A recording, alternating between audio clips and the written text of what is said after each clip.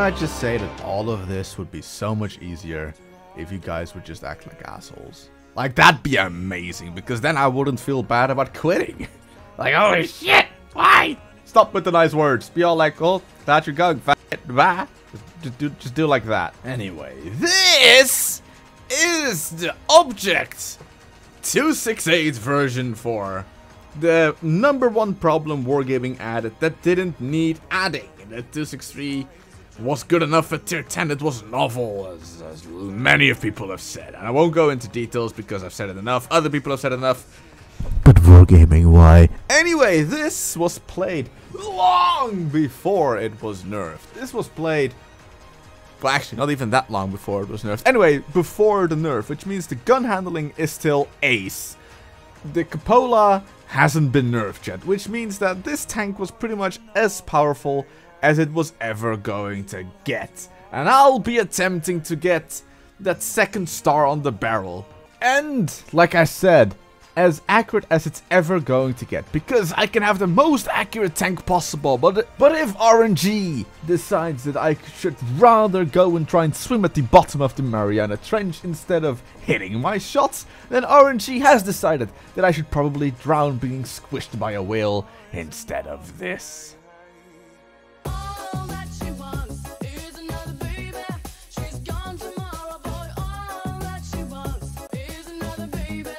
Grab his dick and twist it! So that wasn't really the start, nor the team we were looking for. But what else is new in the world of tanks? You look for something, you get shafted in the ass, and then you have to continue trying. And this was one of those parts where I decided, alright, so if I drive in, most likely my team is not stupid enough to just sit there and wait and they'll help me. So I drive in and I find myself against two tier 9 heavy tanks, the ST1 and an E75. The E75 is somewhat stock and the ST1 is going to be the target. However, it takes a while, but my team finally arrives here and tries to help me. Try is the part, because they're not really achieving much. The E75 is still alive, they can pen him for some reason. The ST1 is alive, he got to back out and escape. E75 is finally dead, but it was already too late. We got flanked around, the people up top won it, and the 907 is now just a god. He's just such a god of a player, he wins the battle against me. Hit me, baby, one more time. Open wide, kids, cause I'm gonna grape you in the mouth! Okay, so as expected, at least for me, is that I'm going to drop in my mark. It always happens. The moment I want to try and play for my mark, I start playing differently. I start thinking more. I make more mistakes because I'm thinking more. I have less reaction time thinking, what is the good thing to do? Instead, I'm just there like, I need damage. I need the damage now. So one good way to reset yourself is to just do a 360 in the tank you're playing. That just... it makes you think. You have time to think because you're like, what if I just play and do damage instead of think and do damage? So, because no one was spotting and these are all tier 8 tanks, I might as well just kind of just drive at them and shoot them a bit.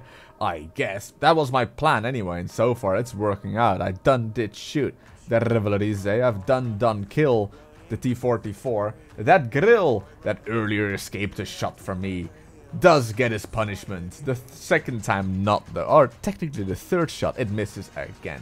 But he's trying to escape, and the thing about the V4 is that it was, or still is, quite a fast tank. The power to weight is not special, but the top speed is, and when you get to the top speed, even a guerrilla cannot escape. And now we have to drive back, because there's a lot of tanks right there that have just pushed through.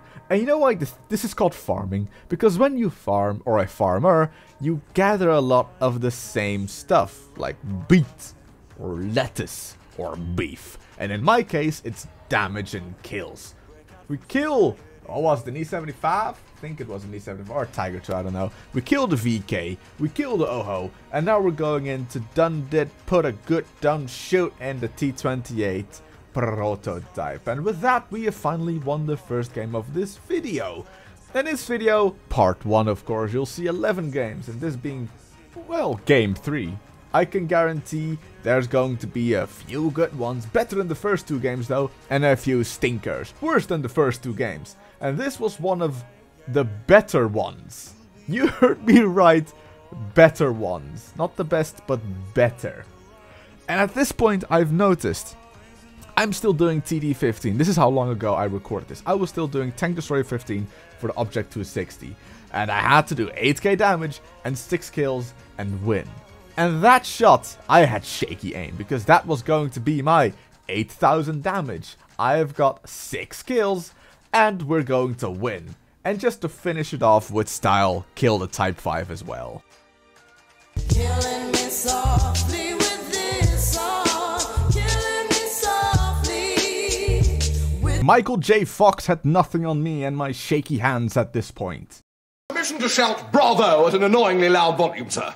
Permission granted. Bravo! Well, if that doesn't give you a huge boost to your motivation, I don't know what will. But I know what will bring it down, and that's a big old shot from artillery. And while I was waiting for that shot from artillery, it never came, so instead, we'll just kinda shoot the 430, who decided that peeking was a good idea. We're waiting here because it just isn't the time to poke yet, and that 268 apparently doesn't have Sixth Sense, but he does have a force field against my shots. However, part of getting a mark is also doing spotting. 2 minutes condensed into 2 seconds, and we are finally pushing because I was bored. I got so bored that I pushed at the wrong moment. I do one shot, but I take 2 instead. And we wait another 2 minutes because pushing was just not the good thing to do yet. And a Super Conqueror did what I did. He got bored and he pushed, so we pull back to be safe from artillery. And we decide to go push about 30 seconds later, which was going to be the wrong decision anyway. This just wasn't my game. I wasn't allowed to do anything but wait.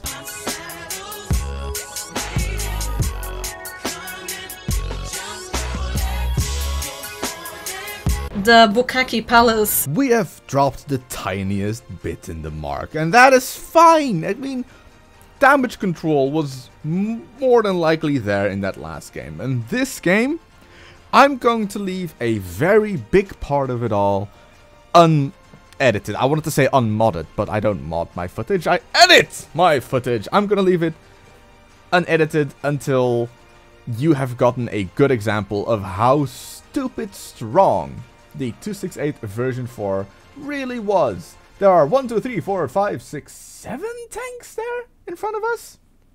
7 tanks, give or take, and of course we've got our allies with us.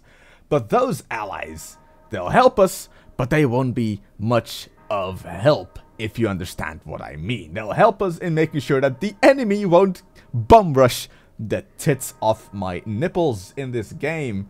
And they've got some good tanks here. A T-57 Heavy, a T-110E3, a Type 4 Heavy. Those are some really mean tanks to deal with, but the 268 version 4 just doesn't care. At least most of the time it doesn't care, because luckily the enemy team that I was facing wasn't the brightest. That E3 could have easily fired there, but hesitated. The Carnarvon actually is putting shots in, firing premium, and he's doing a good job of that as well. The T-57 Heavy should probably just go in following his T-110E3, but the T-110E3 is just too reliant on his armor, and he cannot do that with such a big lower plate. And me, having a 300mm fat lower plate, fat with PH, so you know it's fat, just don't care. Look at me. I just poke it out thinking, yeah, shoot it. Like, unless you're firing premium, there's no surefire way you will penetrate it. The Carnarvon has switched back, or I've even switched to high explosive now, trying to annoy me, but I simply don't care. I'll stay here in the front, just farming the damage and taking the shots with my armor, because I know my armor could take it.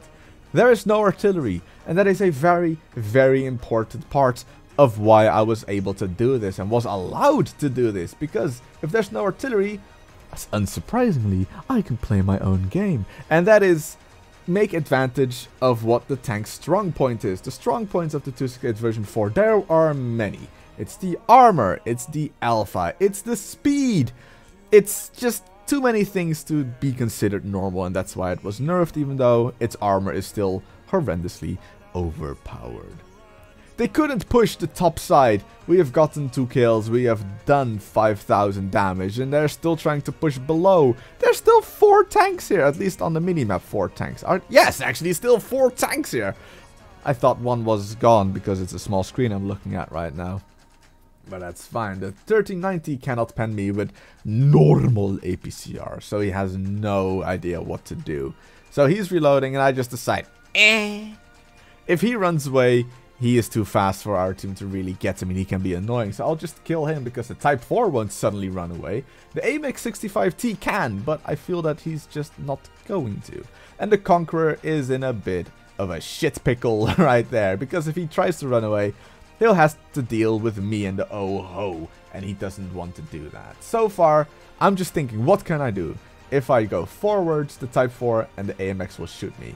If I try and shoot the Conqueror, the Type 4 and AMX will shoot me.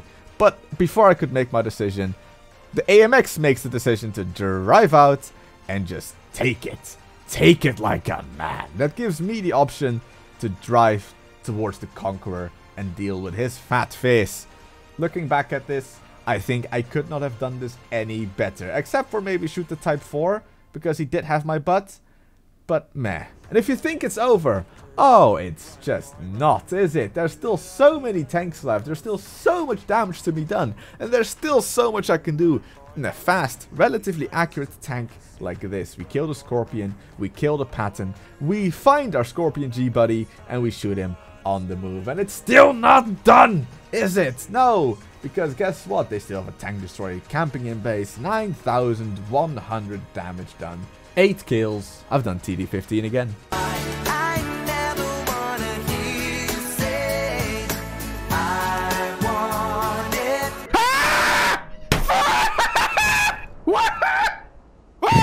While reviewing and editing the last game, I was eating a stroopwafel, and I swear it just tasted like cardboard.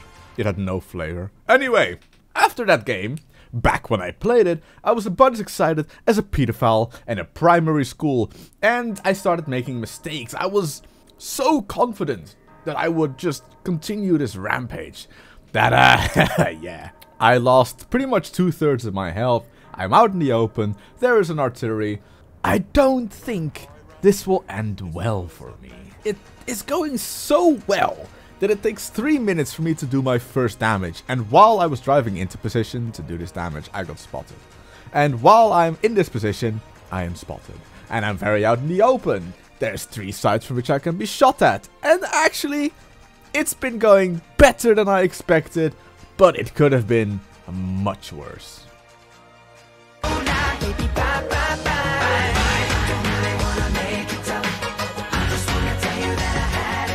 Oh, God. It really is like somebody with diarrhea took a shit in a bottle. Absolutely astonishing. Jesus, I don't know what was in that stroopwafel, but it sure wasn't sugar, spice, or anything nice. Jesus, my teeth hurt. Previous game was pretty much damage control, lads. I messed up, found myself in a terrible position, and then I just had to deal with it and do as much as I can. Dropping in the mark once more. And no one is surprised anyway. That was a terrible game. But hopefully here on Westfield, Westfield by the way, we'll do better. And it's looking better so far actually. I've done more damage. I've done a lot more damage. I'm not dead yet, and I'm still doing damage. So that's pretty cool. I think I might actually, maybe after this game, go up on my mark again. I am not sure. But what I do know sure is that Scorpion G is gonna die, and this is frustrating. Here I see that SU-101, and I'm thinking maybe I can ram him. And I want to ram him, but the I-7 is next to me, so I cannot turn to the left. And showing excellent discipline here, being shot left and right, I have to go and reset that cap circle. The object 430, I guess in panic he drove against the building? Gets rammed to death. The 1390, for some reason, thinks it's a good idea to ram himself to death on me.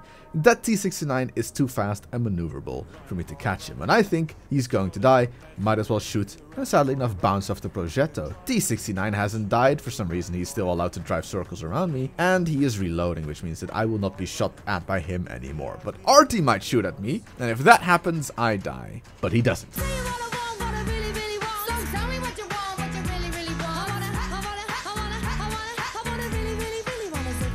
Derek, why'd you take your pants off?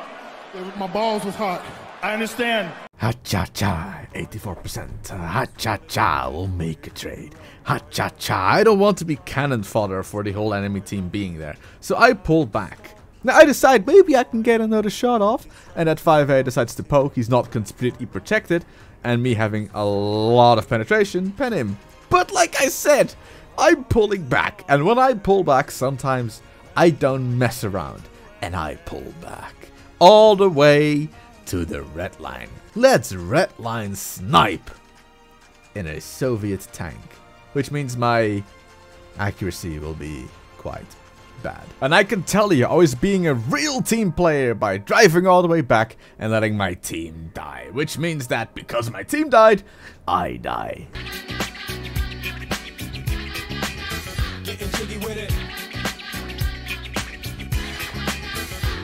Was that just a long way to get to me breaking my penis? So I see this Batchat over here, and I know that if I just keep on driving, I might get a shot off. And I know that now I've put my shot in, he knows that I'm reloading, so I thought I'll pull back. Then I decided to move up because my team was here, and he didn't expect that. So the Batchat had fun, putting 2 shots into me. And this is the part where you do the Murovanka thing next to the windmill. You fight the enemy team on top of the hill. Whoever gets on top first usually wins. Not always, though. The Super Conqueror decides to run. The I-7 decides to just take on shots, thinking that he'll keep on the entire team for him, and it kind of didn't. 268 version 4 camping in the forest, and after missing a lot of shots that were about as successful as Fallout 76, I decided it's time to move up, and we find ourselves a mouse camping base. We fire once in pen, we fire twice in pen, we fire for a 3rd time, and we kill. And this was just a compilation of just shots hitting, because Murovanka and Prokhorovka are just that. They're just... You have opportunities. There's no actual time to make an action, because you either are successful or you die. I'm too sexy for my car, too sexy for my car, too sexy. Heard you got a fat cock. You heard wrong. So, if you might think that maybe you do have time for editing this stuff on your new life. Oh, that sounds disappointing, my new life. Editing so far into this video, about 18 minutes in, has taken me about 4 hours.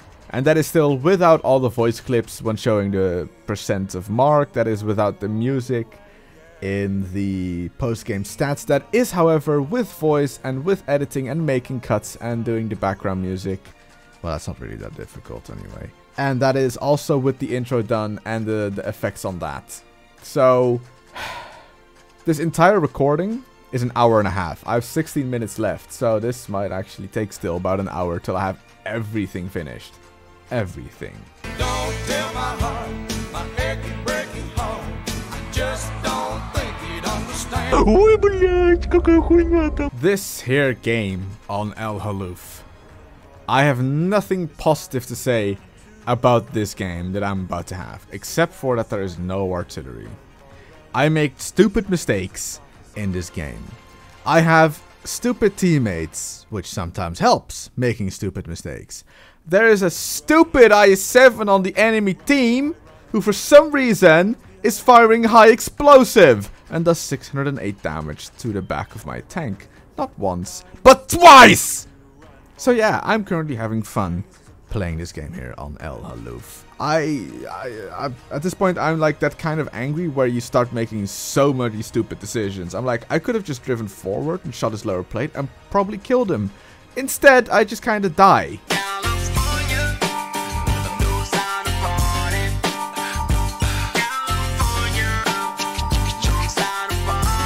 Depending what it looks like, I may bite off a little bit, I might lick it, or I might not eat it at all. And here we go. Fuck!